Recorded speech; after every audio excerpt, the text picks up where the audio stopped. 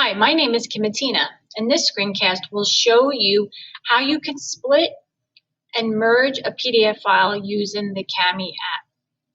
So as you can see right now, I have a PDF file opened in Kami, and it's 2 pages. The first page is where the students have to label the parts of the cell, and the second page is the answer key. When I assign this PDF to the students, I obviously don't want to give them the answer key. So what I have to do is split this document up.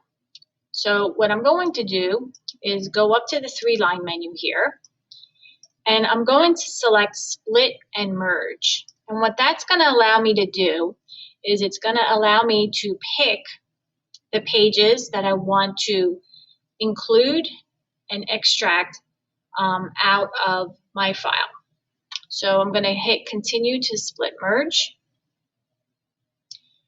And it's going to allow me to pick the pages that I want to split from my document. So this is the actual file that I want to select. So I'm going to click next. And you can see here that my 2 pages are separated. All right. And what I want to do is I just want to give the students the page where they have to enter in the label. So I'm going to click on that page and drag it down to this area. And then over here, what I can do is I can rename this. So I'm going to just put, we'll just put label plant cell. Okay. And then this one here, the top one, could say answer key.